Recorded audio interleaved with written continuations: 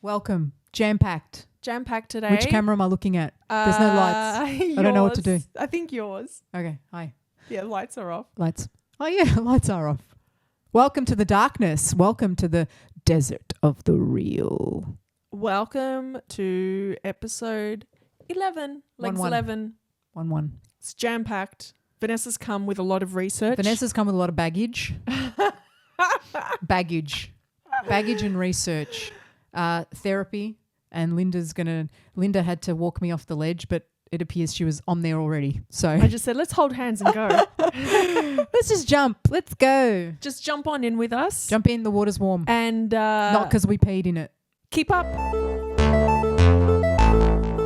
I went down a rabbit hole when I was trying to research for this episode. And I thought to myself, okay, let's go quantum physics. Let's go time. Let's see what really, like this whole thing. I thought I'm going to dive deeper into what you sent me and just see if I can do that. Wow. 5 minutes into it and I was like, I don't think this is any good. Oh. I don't understand. I'm completely lost and I am not smart enough for physics or science. What do you mean? It's way too much. They make it sound really difficult. And I went into quantum entanglement, which I think you mentioned last episode, and I was like, oh, no, this is not my jam. If you simplify it in you can simplify it. Simplify Simplify it in woo-woo terms, which physician. No, I was trying to. So simplifying it is what we spoke about, how things are just moving faster and so we can sort of understand how it's moving. So we've had a discussion about how time feels. Yeah. That's simplified to me. That's simplified enough. Practical cases of us simplifying it, going, this is how it feels to us. So then I went, too hard. I'm going back philosophical. Oh. I went down simulacra and simulation. All right, let's get into it. So I went down that path. I was like, okay. Here we go. Welcome to the episode. I'm not a science person. I'm not a science person, clearly. And so for me, I'm more of a philosophical person. And I think I've always been philosophical. We are. As much as I never liked that word. Remember when we were trying to figure out what this was? Yes. No, it's not about philosophy. Well, I like philosophy. That was the whole thing where I said I like philosophy. I know. Michele hates it. And I think also, because like La Filosofia, it's such a, It makes you think. Yeah, but it's what old men do in cafes while they're having their espresso at the counter. You know what I mean? Yeah, it's all Filosofia. Okay. But I love it. I'm going to talk to more old men in counters on cafes. So I think that's what I'm doing. I need to hang out with old men. We do. Oh, my God. They'll talk your ear off. They probably will. They'll probably give me some insights. So the reason why this book came to light for us a while ago was that the Wachowskis, yes, creators of The Matrix, yes, my probably, if not my favourite movie, one of my favourite movies. For sure. Ever. And the more I look into this, the more I'm like, oh, this movie I love. Yeah. I really. It's so good. Yeah. Like you can, we can just keep diving in. We can just change our podcast to The Matrix. And just talk about it the whole time. Yeah. Oh, and not only through this research, not only did I find this book, I found a list of books that the cast had to read. I don't know if they had to, but it was suggested. And I'm like, mate, we've got an episode for each book. Is that like uni suggested reading? This was like uni, me doing this research. No, but I know. My first day of uni, so we had suggested reading and I was like, suggested. It's suggested. First day of uni. Who read this? Nietzsche. I was like, what? And everyone was talking and everyone had stuff to say about the books that they Who's this guy?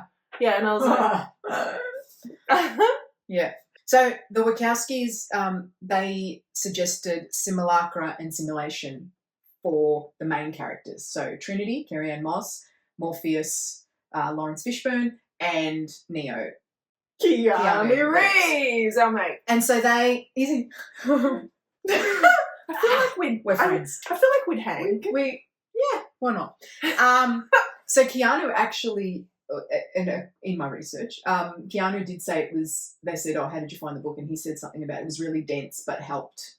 Wow. He said it was really difficult to understand, but it helped him understand Form some his of. character? Or? No, not even form the character, but just the notion of the whole film. So I feel like Lawrence Fishburne would have gotten it. knows a lot. Didn't find out about how he felt about the book. There's a lot of interviews where he's read a lot. He's read a lot. If he's done the suggested reading, he's all over this stuff. He is all over it. This book is by Jean Bulliard, which is a French. He's a French. I'm probably butchering that pronunciation. But we can put up the name. We'll put up the name. Pronounce as you wish. Apologies to the French listeners. Out of our 10, how many do you reckon are French? Probably just my friends. Half a person. Okay, you've got French friends that listen to this. Not that listen to this, actually. Okay. Anyway, so both in concept and symbolism, the book talks about reality and perceptions of reality. This is how it works with the Matrix, or how it sort of came about in the Matrix. Neo has the hollowed out book that he gets the computer discs from, and it's no accident that it's simulacra and simulation, which is the whole idea of the Matrix. Now, interestingly enough, once I tell you the theory, Jean, he didn't disagree with the Matrix, but his thoughts about the way they portrayed his philosophy or his idea or theory was incorrect. It's really hard. Everyone that writes theories, or even people that write books, the way that Hollywood portrays that idea. Yeah, but Hollywood has to portray it in a way because they do. There's a method to writing. And he says that in Hollywood, they've said that you can wake up from this reality. So the hero, Neo, he wakes up from the reality, and there's people that can wake up from that. But in his theory and his philosophy about this book, you can't wake up from it. We can't wake up. So according to this, we cannot be awakened because we're ingrained. So his theory talks about, now I'm going to probably butcher this, but I've got notes, so I will go back to my notes. So let me just take it slow so we can never be awakened? No. Not from this. Not from this theory. So what he's saying, the basic idea is how modern society has replaced reality with symbols and signs and copies of copies of copies. An example of that, prime example, we've skimmed some of these topics before. Prime example is social media. You're on a beach, you take a photo. You take a photo where there's no one else standing. Like, oh, there's people there. I'm going to do this, or I'm going to crop this. And you crop the image, or you filter yourself, or you make yourself look nice, and you put a comment there. And going on from the memories that we talked about last week, your memories are of that perfect picture. It's like, oh, and when you think about that memory, it's the perfect beach. Oh, there was no one on that beach. Really? How and in time, how does that change? Now, he doesn't talk about memory, but I was just going on about what we spoke about last week about memory and how it can, it can be distorted. We've got these beautiful pictures, even today, even today, the way we've set up this studio. You can see, what you see, these angles, beautiful. Hey. Lots of cameras, lots of lighting. We fixed ourselves up. We look respectable, I hope. Maybe not, I don't know. But we've created a reality. Something that's more aesthetically pleasing. Yes. What Bulliard's idea is, and hopefully I do get it right, is that slowly these images of ourselves become our reality. So we start to lose sight of reality because we're seeing copies of copies. We are choosing what we see and what reality is. And then our memories take on that as the real. And he's saying that, even like a burger. So one of the things was a burger. So you see a burger in a picture, that is a copy of a burger. But has it been distorted? So it's made to look perfect, especially in food pictures. So when we go and buy that burger, we're actually imagining the picture perfect burger that we saw in the picture, but it's not perfect. That you can't even eat that burger. He talks about this perception of reality that we have is a copy of a copy of a copy. He starts to talk about these copies of a copy. But I think we're catching on to that because there's been a trend to have behind the scenes, people want to see the mess. Even behind the scenes is curated. Maybe, but people like to see the mess. And if you look at posts that will perform better, it's the ones that are shown with a messy room at the back and the reality rather is than it? something perfect. Well, it's more real than a perfectly curated background. But it's perfectly uncurated. It's That's what he's getting at. It's in the always- moment. But what I'm saying is that now people tend to Want real prefer, because we've seen so much stuff that's been perfectly curated, and there was a change with social media. You know, social media started to become quite perfect, and everyone was having these like gorgeous blocks, and when you'd go onto someone's page you'd see something perfect, and then people kind of got over Rejected that. They wanted to see the realness, and they wanted to see the mess, and they wanted to see how people really lived, and that's why behind the scene reels will perform better, and in the moment reels will perform better, live will perform better. And in the Matrix, what happened? People started to reject the perfectness of the Matrix. It was like their brains were like, this is too they were looking for the mess. It's like, something's not right. Perfect starts to look Imperfect, and because starts we're to get rejecting- rejected, and we're starts to get rejecting rejected perfection. because people go, oh, I can't.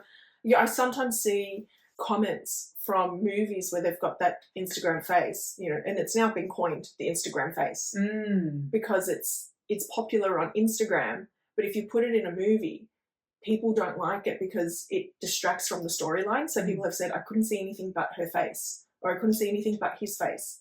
That's been like perfectly put together. And the other thing that I saw the other day was the reason why high fashion will usually reject the perfectly curated face is because you cannot buy something that's imperfect. So you cannot buy that kind of strange, unique nose, unique teeth, unique, you know, you cannot buy those things. And that's why high fashion tend to have those runway models that look a bit, you know, quotation marks weird. So the main themes, the loss of reality, so this hyper reality that we have. So he talks about we live in a hyper world, one where the difference between the real and the fake has disappeared. So we can't see the difference.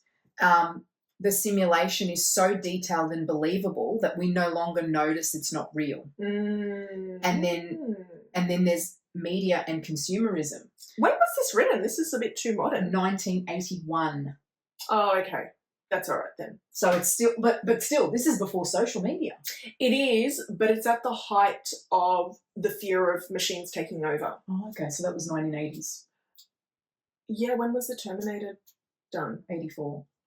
84? Terminator? That's incredible. That's cool. Wow. And there was so that's what I mean. In the 80s, there was always this. There's already this. Because if you look idea at those was RoboCop in the 80s? No. Yeah, it was late 80s. Yeah. Yeah, it was the 80s where there was this rise of machines. Well, the fear of machines. Because I think, and when was the internet invented? 80s as well. This is why. Okay, so this makes sense that he wrote it in the 80s. Okay. So, yeah, he talks about, so what else does he talk about here? So he uses another example about Disneyland. So Disneyland pretends to be a fantasy world, but actually it helps make the rest of America seem real in contrast. So there's a lot about Disney, but we don't want to get into the conspiracies, he said, do we? In truth, both are simulations. Disneyland is fake, but so much of modern life is filled with brands, media, and images. So it's not. So this is what he's saying, but we can't escape it because we're pumped full of media, pumped full of brands.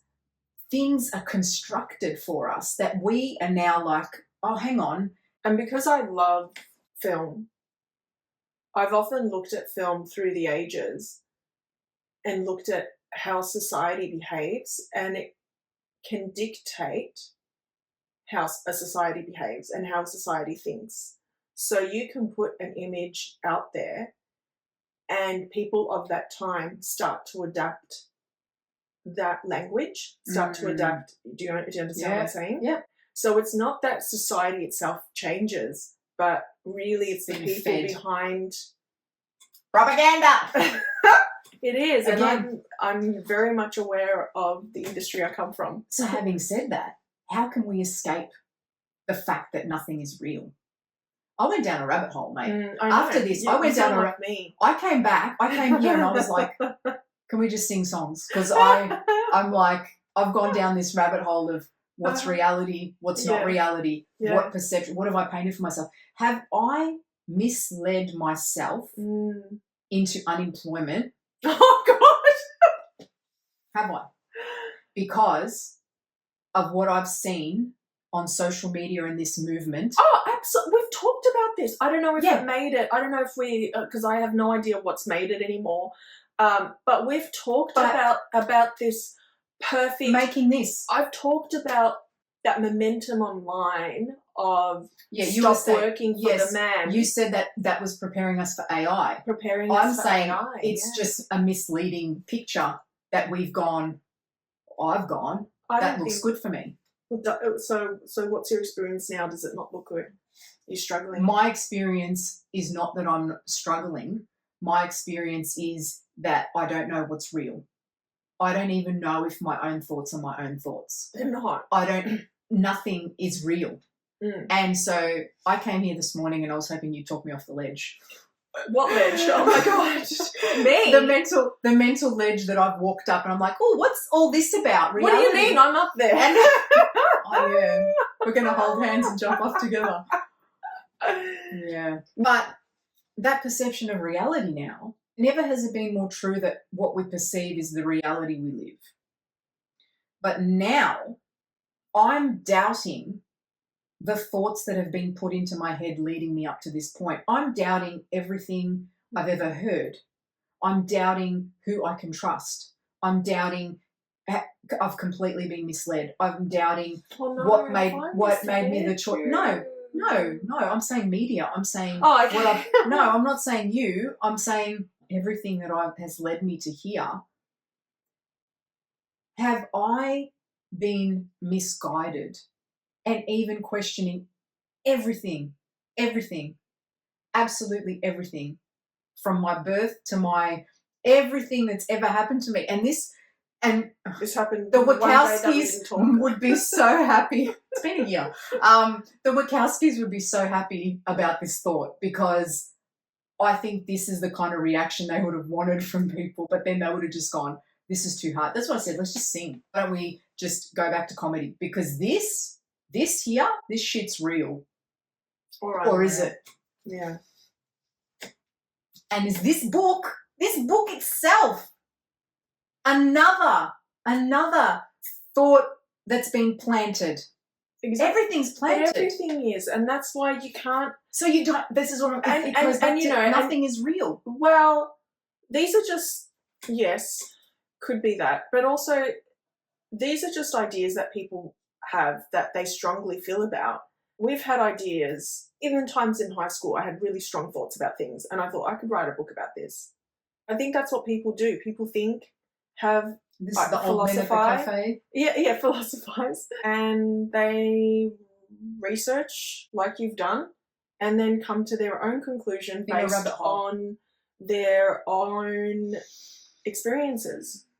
Follow the white rabbit, people. So when I read something or hear something, I always look at another side of it, or always want to delve deeper or question it or argue it based on my own experiences. So even though this guy's written a book and said, no, this is not what that is, that's his interpretation. That's his own thoughts. It doesn't mean that it's right or wrong. No, but it does make you question your judgment. He talks about signs, mostly referring to other signs. No, literal signs, not signs. Yeah. And so he's saying, he's not just saying that people are fake. He's saying that the whole system of meaning and truth has changed. In older times, a sign, like painting a cow, represented something real, a cow. So you paint a cow. So then it goes from, it's a reflection of reality. So the actual cow is real, but then you paint a picture of the cow, that's a reflection of reality. Then the next step is it masks and distorts reality, so a flattering portrait of the cow. So you start to tidy up the cow. So the realness in the cow, it's like, oh, his hair's out of whack there, but we're going to just paint it. So you're distorting that. And then he talks about the third step is it hides the fact that there is no reality. So all of a sudden, you're saying that your perception of that cow is the real one, right? And then the fourth step, it becomes its own pure simulacrum, a copy with no original. So the original cow never existed. Now it's just that representation of this perfect cow. So I'm not 100% across it. Keanu couldn't do it either, right? But you get where it's going. At what point does the simulacrum become the original? I don't know. I'm just trying to. I don't know. This is what I'm saying. Like I'm trying to just think of it. Let's massage this out. Let's just try and see what if you what this is saying. Before the cow? If we are Before the cow. If we are a simulation, and this isn't even talking about the simulation. Not in the sense that the Matrix is. Are we in the age of Aquarius? I don't know, but let's sing. It's coming back to musicals. Oh, finally, I don't have to question my reality. I'm just going to have to sing a song about it. What is that? Like, since you know musical, Aquarius. what is that? Where does that song come from? Oh, it was a musical Hair. Sorry. Oh, Hair. 1976 musical Hair. All right, we're going to cut all that out. Let the sun shine. Oh, no. Let the sun shine in. The sun shining. Yeah, sorry. Apologies. Terrible. So the musical, The Age of Aquarius, comes from the musical Hair. Hair, yeah.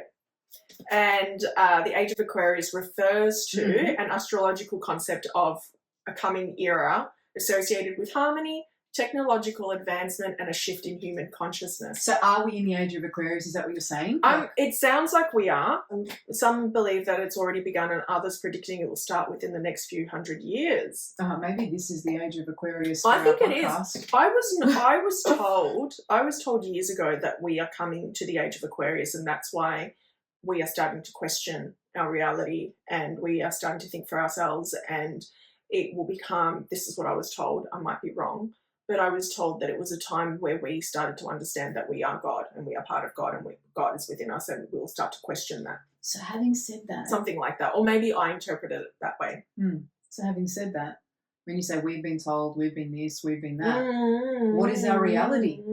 What is our real This is what I'm saying. And you know, in the Matrix, he talks about the desert of the real. So is our reality really that we're in a desert of nothing and we're pumped full of this information to create these things around us? Can I tell you another thing that it says? What happens during the Age of Aquarius? Another view suggests that the rise of scientific rationalism, combined with the fall of religious influence, the increasing focus on human rights since the 1780s, the exponential growth of technology, plus the advent of flight and space travel, are evidence of the dawning of the Age of Aquarius. Age of Aquarius. If that's how it even goes. News and media. It also does a parallel to that. And we again, propaganda, and we know right-wing, left-wing media, we know the agendas that are being pushed. He's also saying that that's a copy of what's happening in the world. So that it's not reality. So let's say, media coverage of an event that's happened. Our reality of that event is the media coverage that we saw. Yeah, but this is why the media distorts our reality. Yes. That's why they have so much control over our thoughts. Exactly. But that's also not reality. It's a copy. Absolutely. Of a copy. Yeah. This is his thing.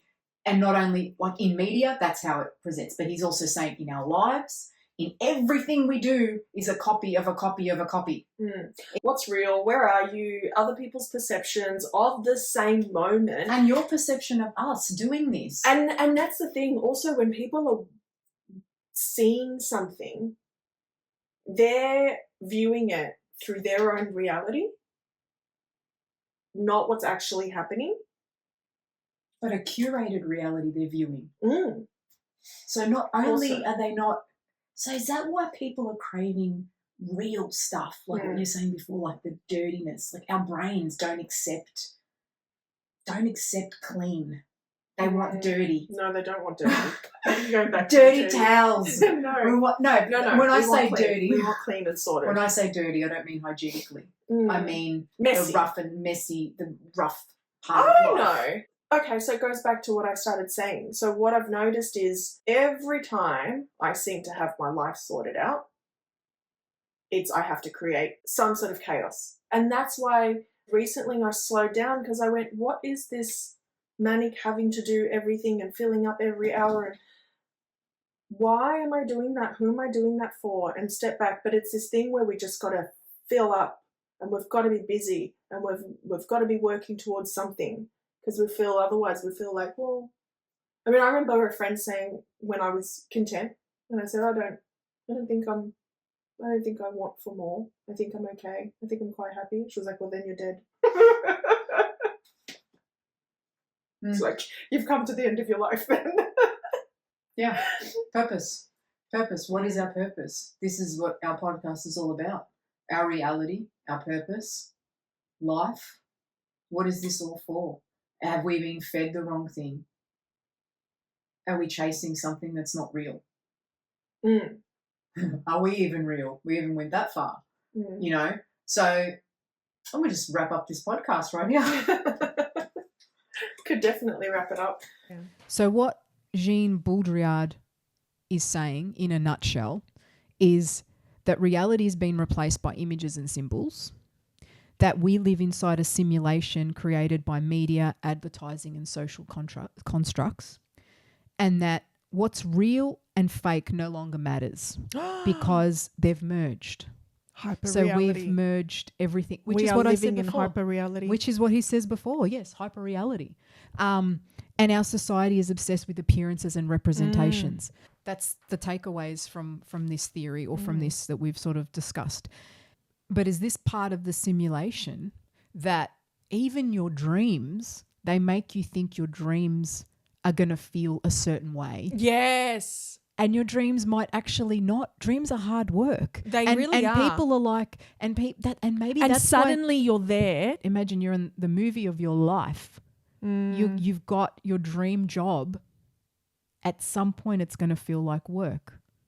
And yeah, and that's when I've had to wake up at crazy times or do night shoots and things like that, and it's hard. Then I have to reframe and go, wait, I'm living my life. I'm living my dream. Yeah.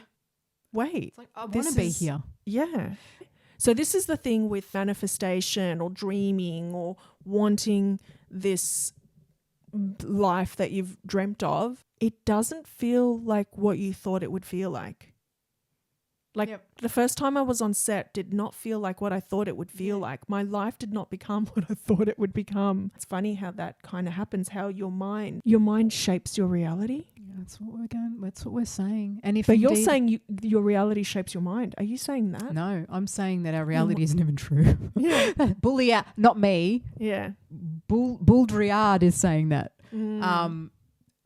But yeah, it makes you wonder. When I train for Ironman, when I'm there, I say to myself, there is no other place I'd rather be right now. And I can tell you, I've had to ask myself that question many a times, because when you're faced with physical pain in an endurance sport and you're willingly putting yourself there, and it's not your job, it's your pastime, it's your passion. But when I mean it's my passion, I don't love running and swimming and cycling. I love accomplishing or overcoming. So to be able to overcome, which is why I do these endurance sports. I have my own therapy session here. Which is why I do those things, and that overcoming, that feeling of overcoming, is because that feels good. And I've had that, what I was saying is I've had that feeling of I don't want to be anywhere else right now except where I am. But every time when I ask myself, even at the worst of the worst, I say there is nowhere else I'd rather be than right here. This is what I've worked for. And that is that consolidation of the hard work I've put in. It's that consolidation of I'm achieving what I set out to achieve. And I remember like my first Ironman, every time I was training and I'd think about crossing the finish line, I'd get emotional. And funnily enough, when I was there and I was crossing the finish line, I wasn't emotional. It was different. I got the reward I wanted and I was happy to finish, and I wouldn't have wanted to be anywhere else. All that and pushing through after all those hours. You also said I would never wish this upon anyone. And I also did the second time. I said I'd never wish this upon my worst enemy. But having said that, I do now, because that overcoming gives you some sort of strength and makes you believe in yourself. And I wouldn't be here today had I not taken that journey. I think it's, for me, an important journey. And I'm still putting the challenge that I've taken on is just as bad as doing an Ironman. So let's not get into that. I'm taking on a cycling challenge and a swimming challenge that are enormous. We can talk about that another time. But the feeling of where I thought, like when you were on set and you're like, I didn't expect this to feel like that. I was happy I did it, and I was so happy I wouldn't want to be anywhere else, but it wasn't how I expected it. It wasn't what I expected. And right now, a lot of the time when I'm not working in the job that I was working in, or I even see one of the vans that have my old company name on it, and I think, I'm glad I'm not there.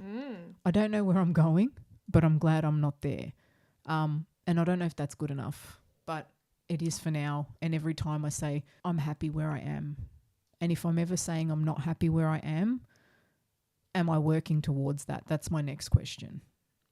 And if I'm not, then I've got to reassess what I'm working towards.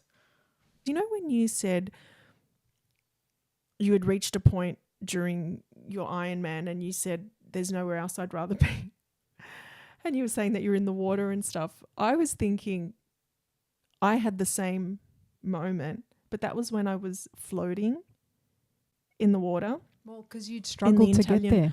And that's what I thought. So every time, and I actually wrote that down, because as you were saying, I was going, no, my moment was when I was floating in the sea and I was feeling the water and I was looking up at the sky and I went, because that's what you'd work towards. I've made it. And I actually wrote down, when you said achieved, I wrote that down because I went, I get it now. It was because I had worked towards that. And then I was finally resting and I finally had my freedom. And I got out of the water and I said, Michele, we've made it. And he said, what do you mean? I said, I've made it. That's it. I'm at the end. I've made it. So in the recent documentary about Charlie Sheen, Chuck Lorre, his co-star in 2.5 Men, says he somehow felt like he didn't deserve the fame he got because he didn't have to work hard for it. And it was like he was throwing it away. And so that whole thing about overcoming, like with me with Ironman, it's like I've had to work hard to be here. For you to have been floating in the ocean and feeling like you'd arrived, you had to work hard to get there. So you felt like it was a sense of achievement. Yeah. Imagine our psychology. And this all goes back to rejecting the clean reality, this perfect reality. Maybe that's it. Maybe we can end on that. You're one of the busiest people I know, Van. So we're lucky to have you here. Thanks. Thanks for being here. Thanks for having me. Yeah. And thanks for having me here for work experience. And thank you to all of our listeners. Thanks for staying. Give me a good reference, boss. Yeah, you'll have an amazing glowing reference.